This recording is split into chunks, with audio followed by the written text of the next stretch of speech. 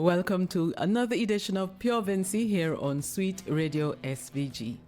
This evening, we continue to celebrate the sound and the soul of St. Vincent and the Grenadines in the person of Paddy Corea. When we ended our last program, he was just about to tell us about how he became known as the baddest sax player in the United Kingdom between the late 1960s and the early 1970s. In this program, he also goes on to talk about his socio-political awakening. He talks about his formative years in music, the formation of Demon Fuzz, and Eddie Grant's definitive role in actually naming a new genre of music.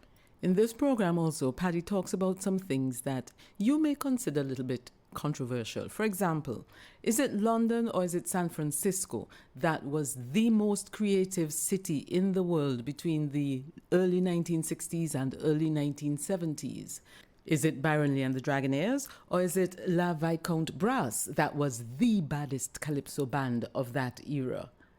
And again, was it Spree Simon or was it Ellie Manet who invented the steelpan? Food for thought. Stay with us here on Pure Vincy, and we'll bring it all to you. What you put into it, you get out of it. I think that comes from my father. You want to be good? You want to do that? Do it well. What you put in, you get out. Accidentally, when it comes to saxophone, there was a fellow, I don't even know his real name. He's from Leyu. He was a construction worker in East London. I lived in Stoke Newton in the early days. And on Saturdays, a lot of Vincentian would get together over at Sonny Beebe's house on Casino Road. Beebe's from Sign Hill. And he was like the anchor point for a lot of Vincentians, especially Vincentian, the Kingstonians, those from Kingston area. And this Saturday, this guy came by, and like I said, he was in construction. Demolition, actually. And he brought this saxophone. You want to sell it? How much you want for it? £5. I never blew a sax. Well, I think I might have missed around with one at Corin Morris's house, Derek Morris's house. There was a saxophone there. And we had a little band at grammar school in which I played pan. And Derek sometimes played sax. Cooper Prescott, another Vincentian legend, still alive, living in Tampa, Florida. Not doing well, though. A trumpet player. Fronted a band in Antigua called La Viscount Brass, the baddest band in their time in the West Indies. The baddest calypso band in their time. Cooper Prescott. Carver James, another great Vincentian musician, alive and living in Calgary, still playing. Carver played piano, violin, and the big stand-up bass. Yes. And he played bass bands, my steel band as well. We were all contemporaries at grammar school. Bassy Alexander, Aaron Painter, Winty Roberts. And anyway, I had no experience with the saxophone. So I had £5. I paid him £5 and took the sax. Took it home and started fiddling around to see if I could set it up. I didn't know that the reed went in the bottom of the mouthpiece. I thought the reed was turned up. Started blowing it the wrong way. A friend of mine, he's from Notre Dame too. Rex Williams, violin player. He comes in one day, on Saturday afternoon, says, "That ain't how that to go." So I said, "What ain't what to go?" The reed is on the bottom, not on the top. I was blowing that way. This is where you blow sax. You put your bottom lip over your teeth, and the reed sits on here. The top of the mouthpiece is bakelite, hard. Your teeth go on the top. Your teeth provides the pressure. Your lip provides a cushion for the reed. Vibration creates a sound. I didn't know that. That's where I started. But I think I was influenced fairly early in a different kind of music than what I grew up with. I think I dumped Caribbean things. Within 2 years of being in England, I think I dumped Caribbean things to some degree.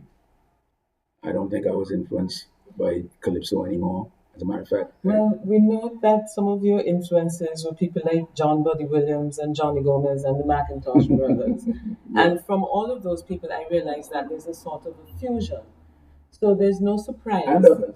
and others. And so there's no surprise that Demon Fuzz was actually groundbreaking and innovative in that it perhaps introduced a new genre, I Afro think so. rock. Afro rock. Yeah. I didn't And name it. Eddie Grant did. We were doing an interview with the Melody Maker, which was the number one music paper, not only in England, in all of Europe. And we were doing an interview at a club called Club 100 on Oxford Street, opposite Selfridges. And I was asked, how would you describe your music? And I'm pondering, how the hell can I describe it? And Eddie said, simple, Afro rock. The fellow said, you mean Afro Cuban? No, I said Afro rock. So I said, yeah, that's a good enough description. That was it. so how did this happen? Because people stuck to the traditional genres. It's either jazz, Latin music, calypso, blues, or rock, but not Afro rock. In addition to that, your band did not play dance music. No. And that was, to me, Except like when you know the clubs. taking a big risk because you were not necessarily playing what everybody wanted. We weren't looking at the hit parade. Simple as that. It didn't interest me. You had people like Sid Black and the Beatles, and you had the Rolling Stones, and you had Lulu, and they didn't turn me on. My interest was not there. I think the direction that my music took started because of the music I was listening to at that time, in one sense, and started, I think, was fostered and grew out of um, the atmosphere in London at that time. I think London, England, between 62 and 72 was the most creative place in the world, more so than San Francisco. Although the whole flower power movement came out of San Francisco, and the free love and the rock and roll.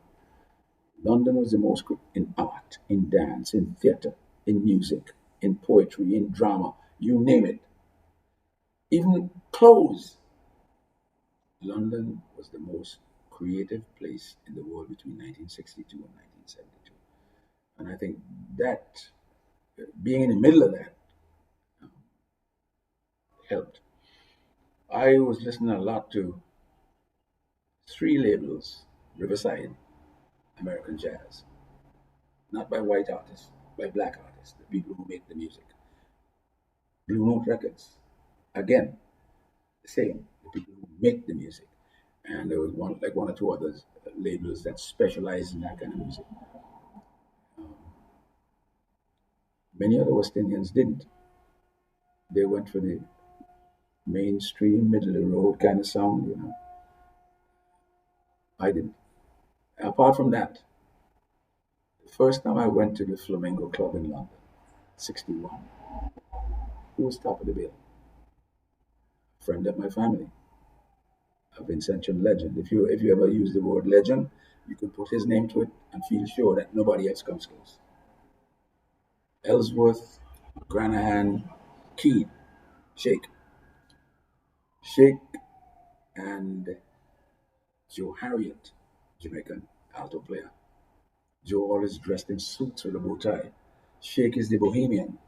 He dressed in sweaters and some jeans. Looks the part, plays the part. Flugelhorn, alto sax. And I think they taught the British what jazz was. Modern jazz. Honest to God. The first time I went to the Flamingo Club was the mecca for jazz in London. Probably the best jazz club in Europe. A little sleazy place, but it had the music and it had the name. And it was going since about 1935. Walked in the place and it was shaking. So after he finished his set, I walked up to him and said, Mr. Keane, I know you. He says, do I know you? I said, yeah, I'm Paddy. He says, Paddy? Oh, oh yeah. his sister Edna, who had paid for his way through grammar school, and my mother were good friends. And he said, "Oh, Miss Snag's son." I said, "Yeah." She said, "Oh, how you like it here?" "Fine." I didn't know what else to say. They did a second set. And when I left there, I think my ears were standing on top of my head. Honestly, God, I'd never heard anything like it.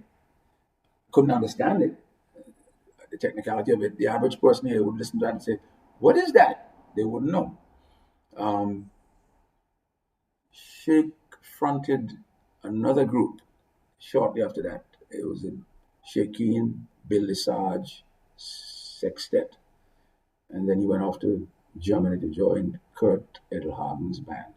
It was the star soloist with Kurt. I like to think that fate played a part. While with Kurt Edelhagen, they went to North Africa, Tangier, Casablanca, and then back to Germany. About 4 years later, I went a similar route. Casablanca, Rabat, Morocco, of course. Lived there for 7 months, fronting a band. That came about accidentally. I'd played with them a couple of times in Shepherd's Bush, and they were doing a recording, and the singer Blue Rivers, he's from Carriacou. Big guy, commanding guy with a powerful stage presence. He died 3 years ago in Switzerland. Blue Rivers called me. That was his stage name. Um, his last name is Joseph, Howard Joseph, but he went by the stage name Blue Rivers. And he said, "Listen, I'm doing a recording in New Cross. I need you to put some solos down for me." I said, "All right, I'll come." So I went along and did a couple of solos on it, and I did one arrangement on it. He liked what he heard. 6 months later, they were off to Africa. While there, they realized, geez, the two horn players we have can't make one. We need another horn player. We need somebody who could wail out front, who could stand up and blow the audience away. So he got hold of Ziggy Jackson. Now there's a quirk in this Ziggy Jackson saga. When Kitchener came to England, Kitchener didn't know anybody. Somehow, Ziggy Jackson, small-time promoter, saw Kitchener one night in, I think it's Edmundo Ross's club. Edmundo Ross was a Trinidadian, but he called himself Venezuelan. Edmundo Ross. No, it's Edmund Ross. My name is the same, Edmund Corea, as you know. He had a very successful club in London. He employed a lot of Trinidadian musicians because they're doing Latin American music, and. And he saw Kitchener and he says, "I would like to record you." And Kitchener said, "Yes." Okay. Ziggy had his own label called Melodisc. It's a blue label, Melodisc Records. I don't know if Kitchener got paid, honestly. Anyway, went in the studio with Kitchener and recorded Kitchener. And about 19, I don't know, before I left here, I think about the same year I went into grammar school, Kitchener's first LP came back from London and was being played on Trinidad radio. And they like what they heard. Sheikh Keen is on that LP, playing trumpet. This same Ziggy Jackson is the manager of the band that went to Morocco. So he comes up to my house. I got an offer to you, and I hope you're not going to say. I hope you're not going to say no. What offer? He says, "Blue River says to get you to Morocco. He wants a good soloist out front." "Why am I going to Morocco?" He says, "We're willing to make it worth your while." So I said, "Well, make it worth my while. Pay me what I think I'm worth." And he says, "Don't worry, the passage will take care of that." So I went off to Morocco and I spent, I think, 6 or 7 months in Morocco playing. Oh, we did Casablanca. We were basically in Rabat at L'Entonnoir, I think was the name of the club. Two brothers owned a conglomerate of restaurants, two hotels, and this club next to one of the hotels. Remember, Morocco is a dry country. You don't get alcohol. When I say dry, I don't mean dry in weather. I mean no alcohol. It's a Muslim country, right? Cultural, religious, northwest corner of Africa. And these two brothers had, like I said, two hotels, string of restaurants. One was in a beach area named Buknadel on the Atlantic coast. And the Americans used to say, well, we don't have any troops in Africa and we don't intend to have troops in. That's a lie. There were U.S. troops in Morocco even then, 1969. I saw them. I played for them, right? And they weren't too far from Buknadel. There's a little town called Kenitra. The base was right next to Kenitra. Paddy's mention of Kitchener calls for a little throwback. So we invite you to listen to these two songs from Sweet Radio SVG's Memory Lane Mondays. You can find Memory Lane Mondays on our YouTube channel. Just go to YouTube, look for Sweet Radio SVG. And one of our playlists is entitled Memory Lane Mondays. And on Mondays, we like to share from time to time a classic with you, whether it's a Vincentian classic or a classic from any other part of the world. Once we consider it a classic, we try to share it with you. So we're going to share two with you from our Memory Lane Monday classics. First, Lord Imitator with Bad Policemen, and he's going to be followed right after with Sunblaze and Rum.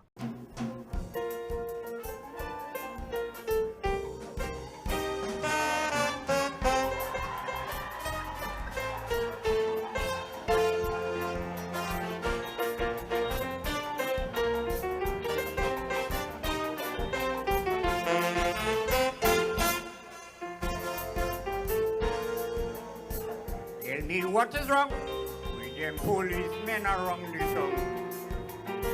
I want to know what's wrong with them policemen around the town. Now what is a fine, they have no ambition. Tell me what is your intention. Innocent people get a bad name, but the police around is who to be blamed. Because them police breaking and entering in all them big buildings. Specialize in housebreaking and pickpocketing. In the street they cursing and fighting. They great in kidnapping. And when they keep in sentry, they have marijuana smoking. Aye, imitator. The one and only.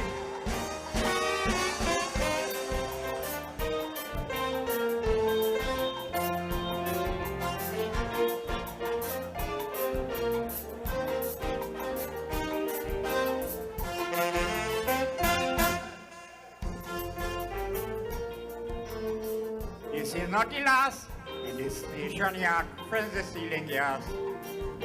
Imagine Inspector Fred, he gets 6 months for stealing a bread. Well, this man is real ashamed. Oh, Island don't lose his good name. Imitator done right. Her Majesty the Queen, I want to understand what they really mean. Because them police breaking and entering in all them big buildings. They specialize in housebreaking and pickpocketing. In the street they cursing and fighting. They great in kidnapping.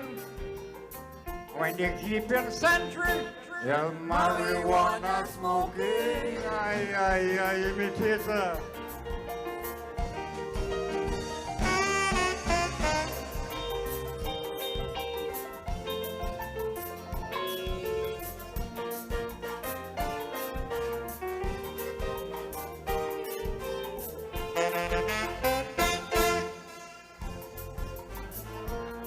When they keep in duty after 6, you leave me friends, they give in a licks. They push in a knife down in your pocket. You arrest in your uncle in your culprit. And when you reach in front of the magistrate, you're bound to fail. It's 6 months hard labor, straight in the jail. Because them police breaking and entering in all them big buildings. They specialize in housebreaking and pickpocketing. In the street they cursing and fighting.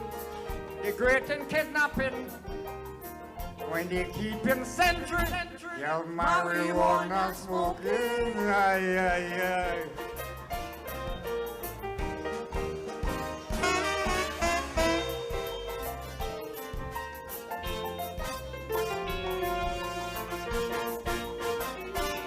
What's that, man? What's that?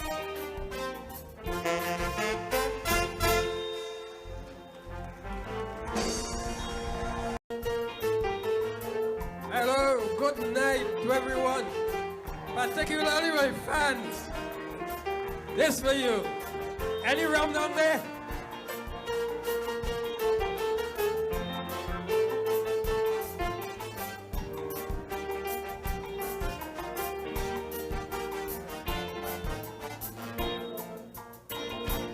Everybody offering rum and smoke to make me sing. That's the way they express their enthusiasm for me to be their king.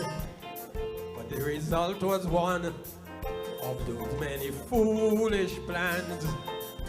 Disappointment for 93,000 fans. Rum caused me to lose a calypso crown. Rum caused me to let all my people down. Rum caused me to lose my dignity. What good in this world could it do for me? Rum took away my memory. Rum had me deep in misery. As far as I see conclusively, rum wasn't made for a man like me.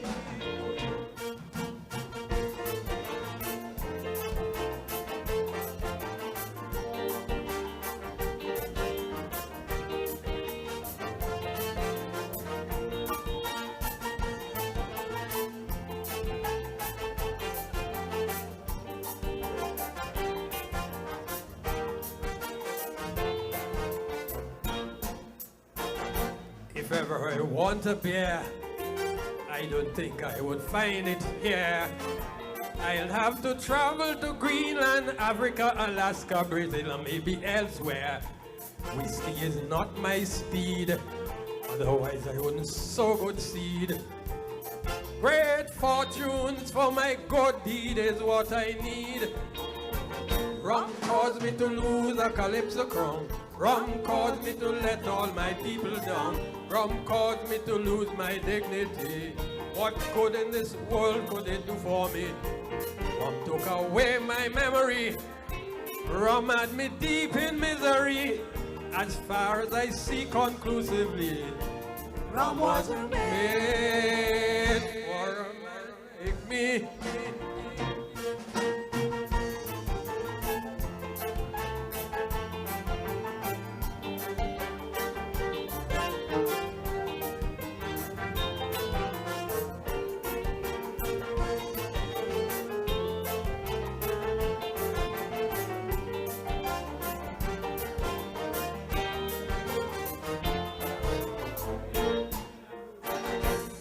When they were competing, Calypsonians had stopped beating. For in hotels, pavilion, bars and homes and me they were betting. But with the thing in my head and the foolish words I said, as they switched off the radios and forthwith they went to bed. Rum caused me to lose a calypso crown. Rum caused me to let all my people down. Rum caused me to lose my dignity. What good in this world could it do for me? Rum took away my memory. Rum had me deep in misery. As far as I see conclusively, rum wasn't made for a man like me.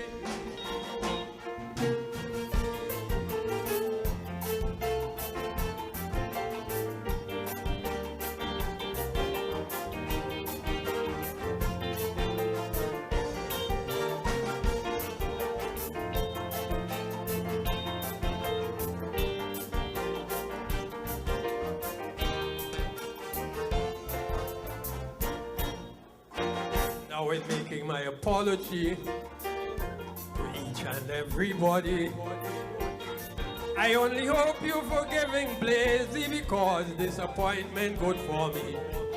Yes, I deserve a crown, but I had a nasty strong. So I fell down on that stage like a bloody clown. Rum caused me to lose a calypso crown. Rum caused me to let all my people down. Rum caused me to lose my dignity. What good in this world could it do for me? Rum took away my memory. Rum had me deep in purgatory. Far as I see conclusively, that thing wasn't there. for mighty Blazy, and that's me.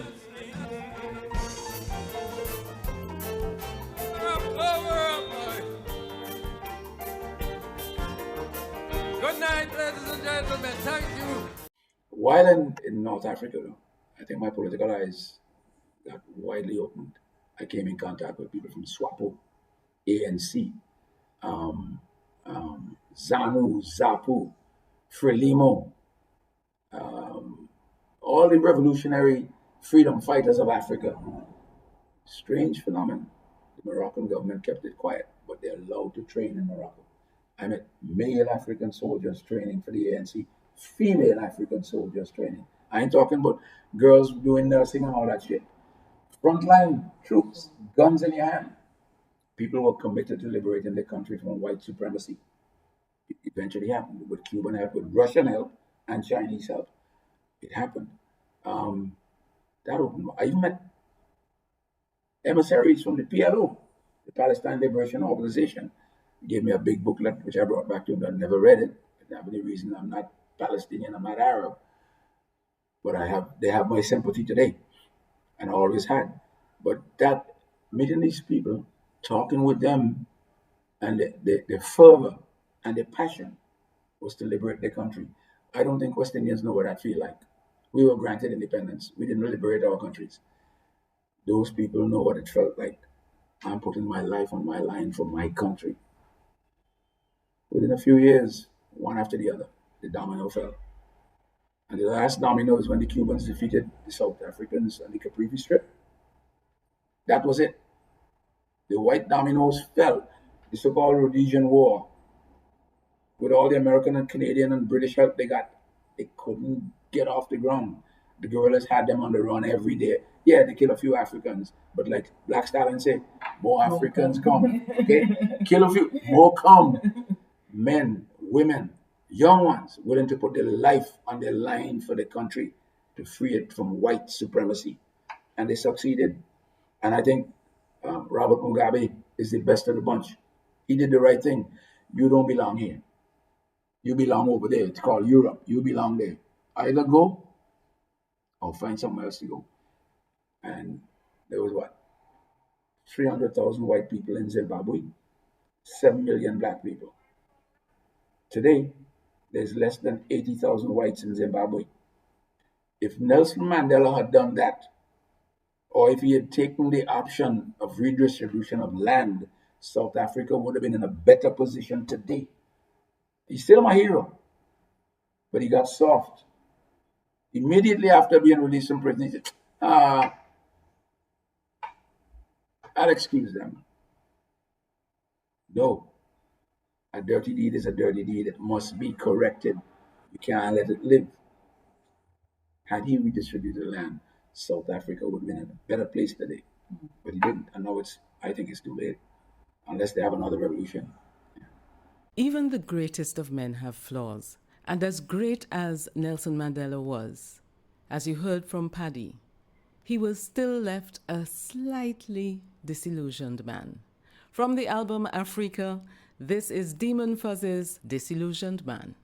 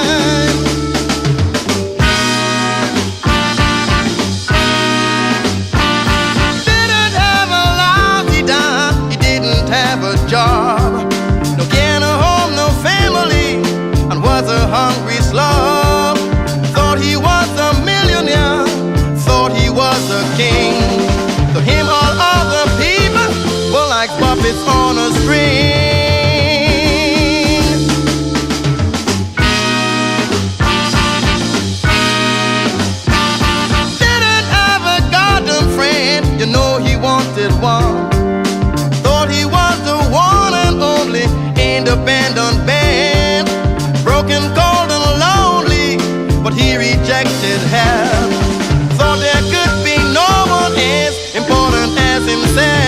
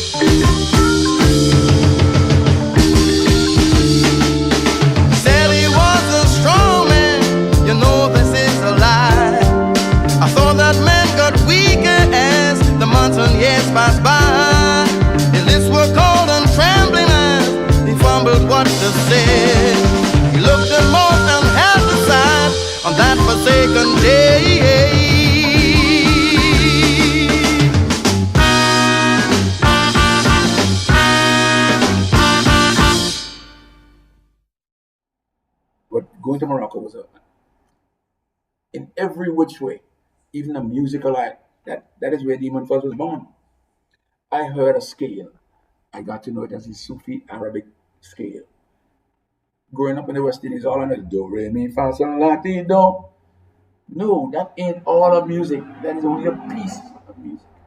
The European scale, they took the old Gregorian chant, which was the music from the liturgy of the old Byzantine Empire, the Eastern Roman Empire, based in Byzantium, Constantinople, is now called Istanbul. And they removed the first two notes, which is the A and the B, and they started the scale from the C, so it became major scale. C, D, E, F, G, A, B, C. Whereas long way was A, B, C, D, E, F, G, A.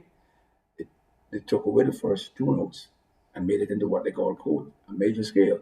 Hence we have what we call the Western European scale, the Salfa. Do, re, mi, fa, sol, la, ti, do. All our music is that. And here I'm listening. I'm going on in the Casbah, the marketplace at night, smoking kif, that is hashish, drinking mint tea, eating fried fish, just like we fry our fish here, they fry it there. So I'm figuring I'm home. Okay. When I told my mother I kissed the ground when I got off the plane in Africa, she said, "Boy, you crazy? I'm going with all them germs." I said, "What germs?" I got home. She said, "I ain't home. St. Vincent, you're home." She didn't understand. Yes. She couldn't understand. Yeah. That's where Demon Fuzz was born.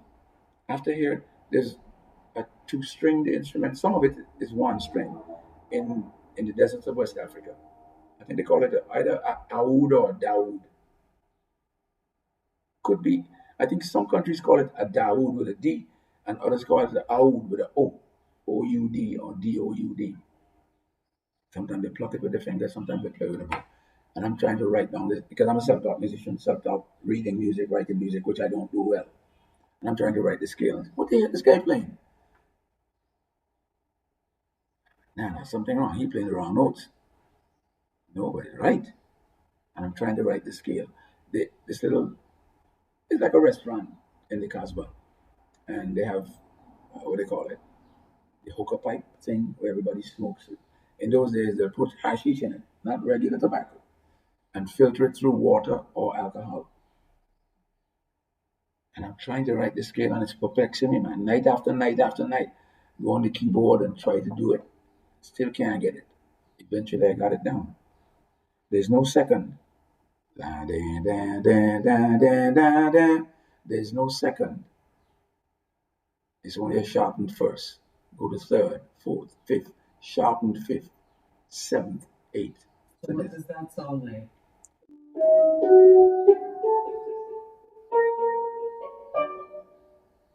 Not this. That's one scale. Their scale is very different. That's like something in my, well, not only me, the keyboard player Roy and the guitarist. And we figured, nah, there's more to music than this do, re, mi, fa, sol, la, ti, do. Listen, when we get back to London, we're going to have to do something. And we drove from Rabat, which is the center of Morocco on the Atlantic coast, up to Tangier. No, we drove to Ceuta, took the ferry over to Gibraltar, through Spain, through France, and we worked all the way everywhere. Sometimes we spend the weekend doing clubs in one particular town, a night in another. We got back to London, and we let Blue Rivers take his band his way, and the four of us, the trombone player, the guitarist, the keyboardist, and myself, decided we have something musical to say, and we must say it different to the rest. Demon Fuzz was born. It took us 9 months of starvation, because we wasn't earning no money. 9 months of starvation to get out. We had to pay rent for a rehearsal place and all. We took our jobs to pay the rent and all that, but Demon Fuzz was born. And indeed, Demon Fuzz was born. They took music from another country, adapted it, and made it their own. This is Demon Fuzz with Another Country right here on Pure Vincy on Sweet Radio SVG.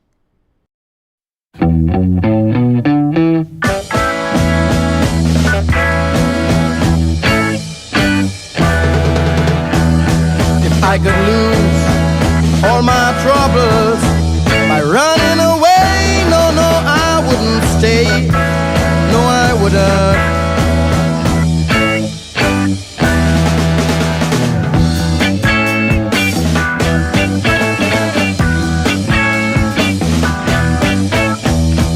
They just keep on hanging around me and won't go away, no, won't go away. It just ain't fair, no, just ain't fair.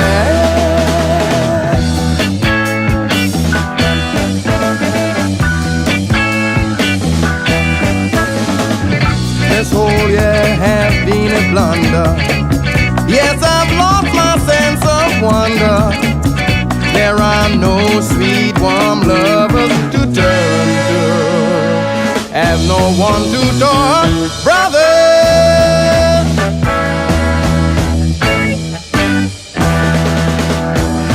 On every street in the city, and you got afraid, yes, so afraid.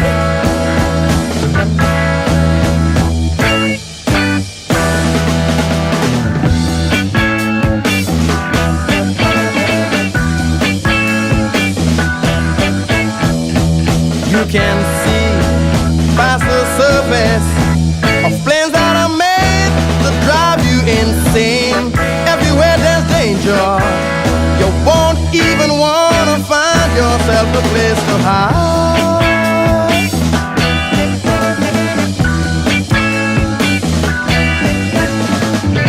You'll be hurt so many times,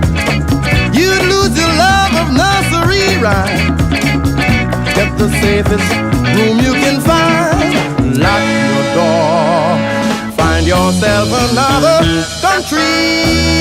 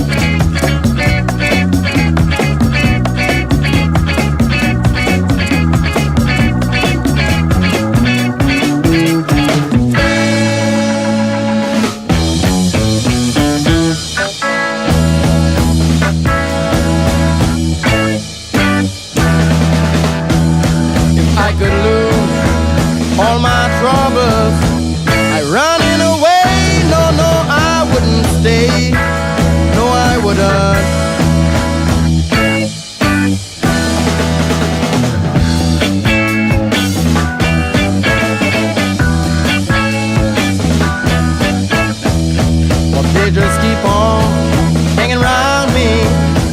And one go away, no, no, one go away. It just ain't fair. No, no, no, just ain't fair.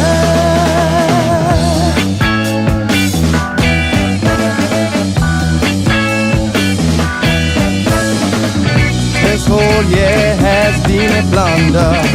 Yes, I've lost my sense of wonder. There are no sweet, warm lovers to turn to.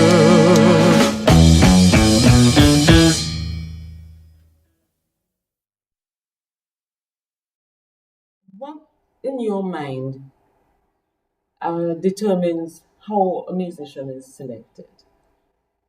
So you have a band, Demon Fuzz, and you have a sound that is unique and has never before been heard. And you need people who can help you, yes, articulate that sound. Let me see if I can answer it this way. The voice is an instrument. Your voice is an instrument. I went through 3 singers before I found the singer I wanted.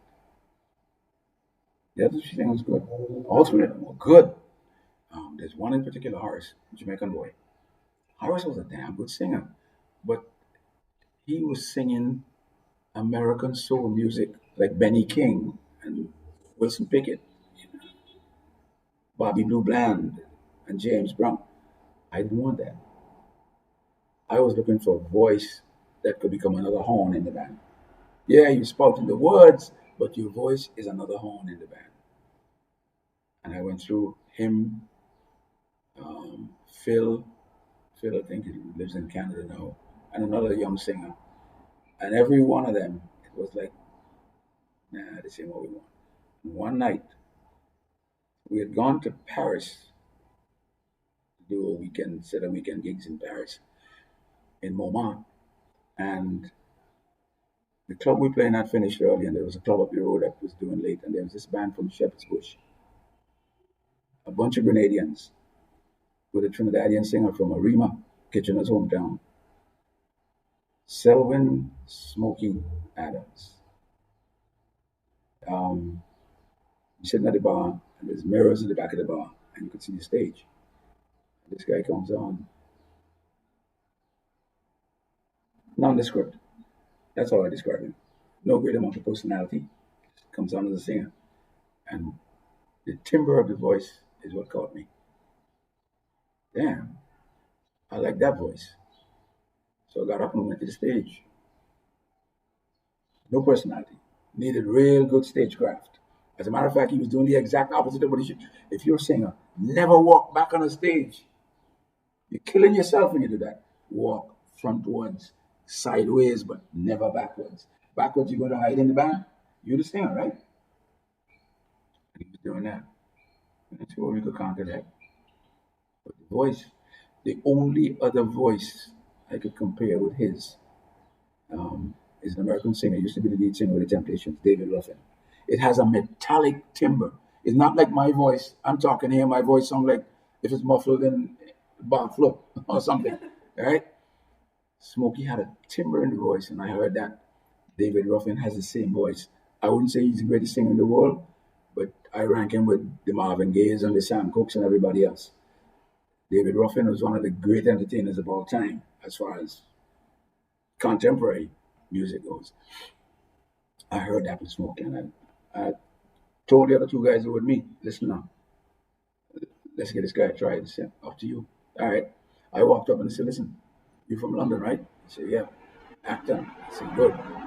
I'm Paddy Corea. So I never heard of you. So you ever heard of Demon Fuzz? No. You ever heard of Blue Rivers and the Marines? Oh, yeah. Okay. Listen, I'd like to give you a shot with my band. Gave him an address. We were in Westbourne Grove, right near the bridge. He actually came on time. When he got back to England, he came on time. Tried him. Because back then, we were doing other people's music as well as ours. After a while, we cut all that away and we did our music. 90% of what we did, we wrote. And I tried him with one of our songs. did all right. And I told him, listen, you see, when you're on stage, you always walk back to the band. Don't do that when you're on stage with my band. Run from us. Run to the crowd. Go up and down the stage, left and right, but stay focused on the crowd and be there if you have to be. Right up out front. He had a little difficulty. Confidence, I guess. And he once asked me, you think I'm going to make it with you guys? We made it. Why can't you? And little by little, Smokey fitted in just perfect, man. It was sad when he died. He fell off a ladder. Went home and his wife, old West Indian, typical West Indian, forget the hospital. She boiled up this bush and that bush. Worst thing to do, internal bleeding. He was bleeding to death inside and she's giving him stuff to drink. He must have got home 6 or 7 o'clock that evening. By the time she called the ambulance next morning, he was dead. So sad. It's very sad. By 1970, you all released Africa. It was supposed to be called 6/11/1970. No, 9/11. What did I say? 9/11. 9/11. Propitious. Is that the word? Propitious? Propitious date. 9/11/1970. And you initially wanted to call it Hymn to Mother Earth. And one of the things about that is that in 1970 we were not necessarily as environmentally conscious as We we were. are now. We were. And the writers. So it was Demon Fuzz. Yes. It was a Demon Fuzz concept. Yeah. The writers, Roy and Crossbones, we used to be involved with a political group in West London called Friends, FRIENDC, not S, right?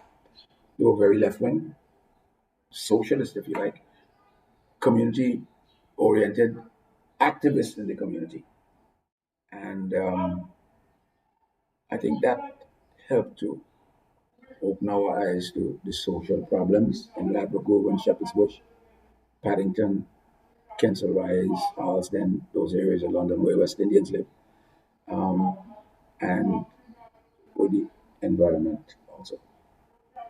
I didn't start out as an environmentalist, and none of us did, but we got turned on to that via that social group, Friends. You're listening to Pure Vincy on Sweet Radio SVG. My guest, Paddy Corea. I'm Cleo, and I want to invite you to join me to enjoy this one, Hymn to Mother Earth.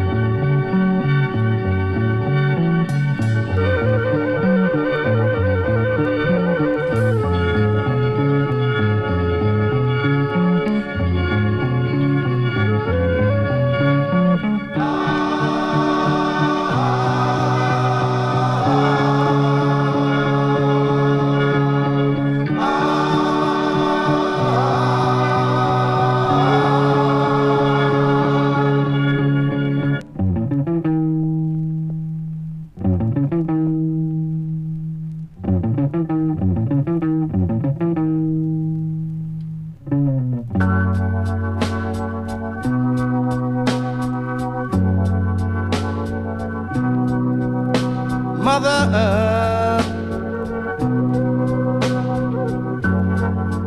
on whom the moon and stars do shine.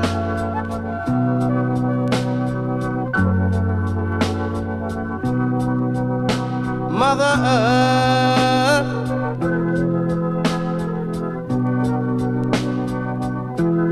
you are so divine.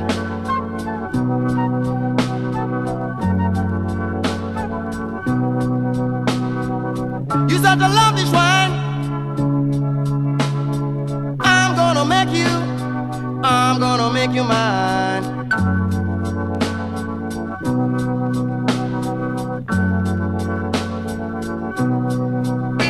Mother Earth, yes, you include the sea and land.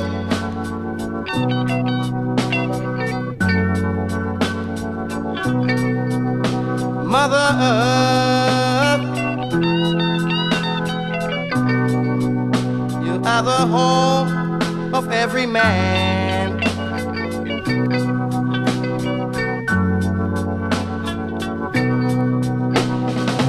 You so clean and dry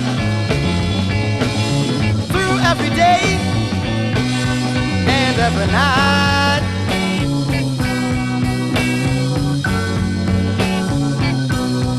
On you, dear earth, all kinds of life exist.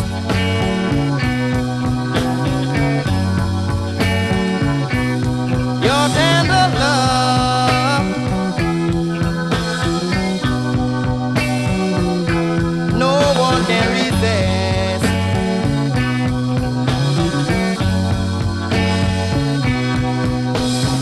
And put you to the test of all the planets. You gotta be the best.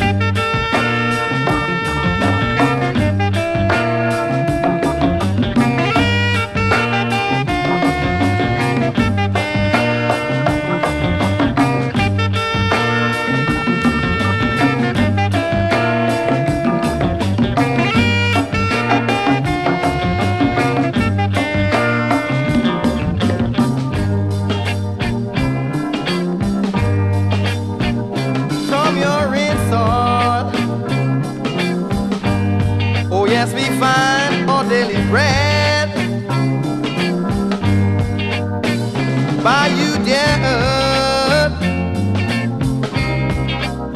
hungry mouths are fed. The song of each bird, that's why I'll always, always call you Mother Earth. Mother Earth,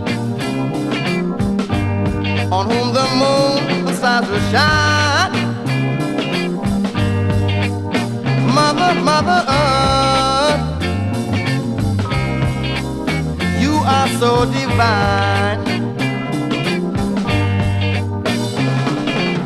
You such a lovely swan.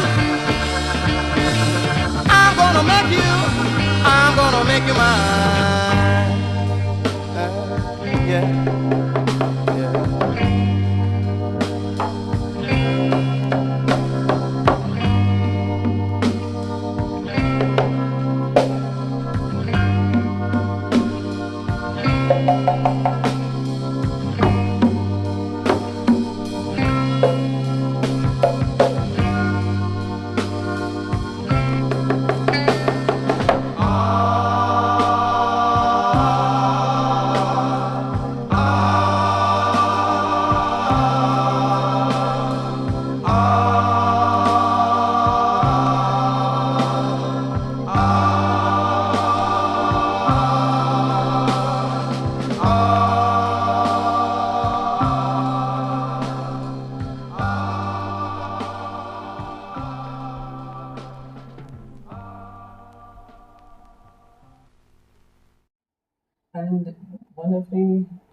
Nights of Africa is your one take, I Put a Spell on You. I was No. singing the church tune. I Put a Spell on You.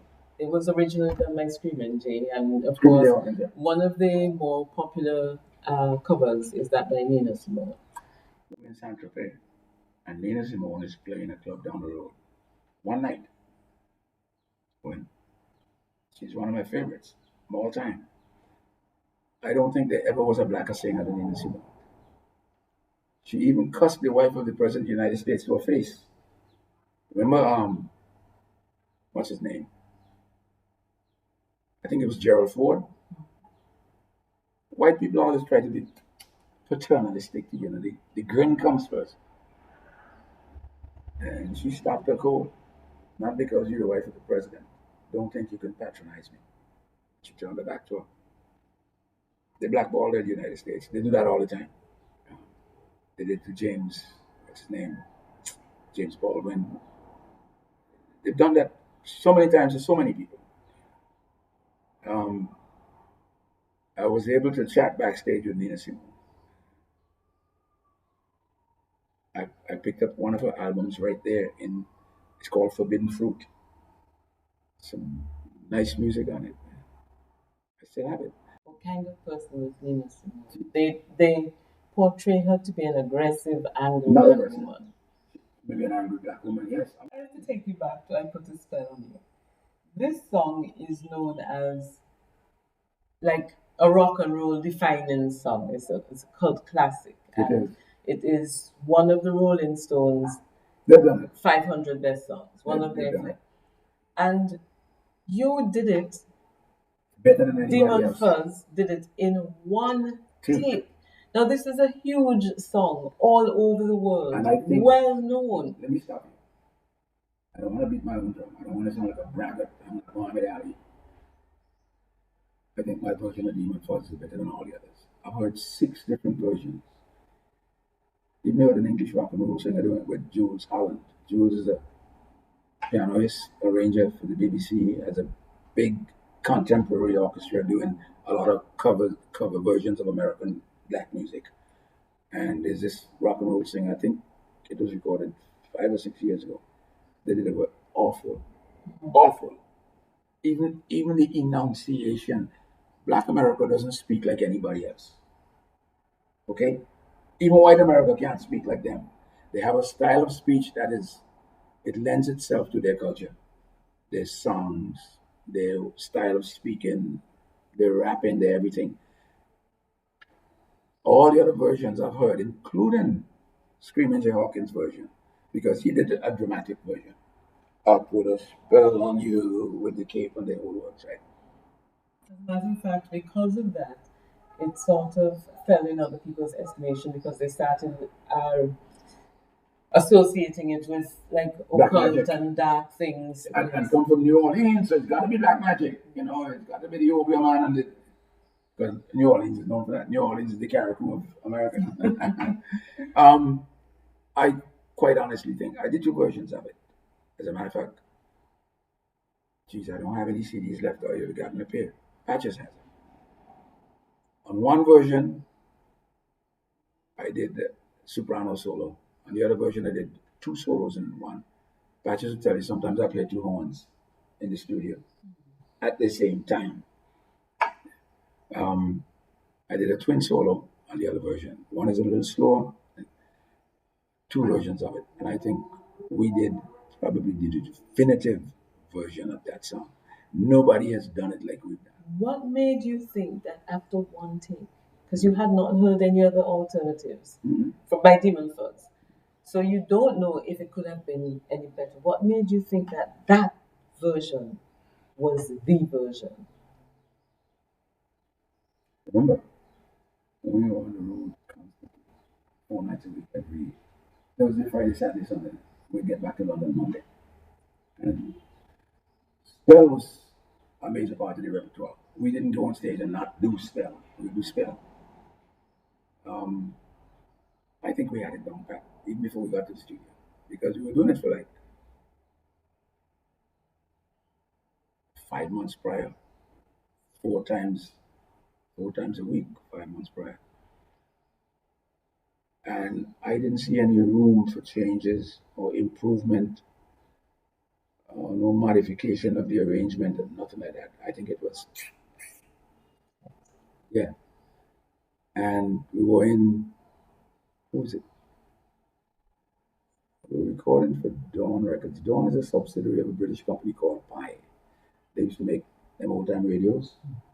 They made guidance systems for missiles, and they made avionics for aircraft. It's a massive electronic company. And they wanted to get into the music business. They set up this little company called Dawn Records. We recorded for Dawn. We were the first group on Dawn. The second group, they made Dawn's biggest hit. In the summertime, when the weather is hot, then a group called Mungo Jerry. I think the singer was a half caste. We call them half caste. That's a derogatory term. Ray Davis. He'd come from Weymouth, I think, or Great Yarmouth, somewhere. With this one song, he had what they call not a rock and roll band, a jug band. And Christ, they blasted away. 1971 was their year, man. I think that thing been on the charts for like 20 weeks. They made their living and their life out of that, and they became rich out of that.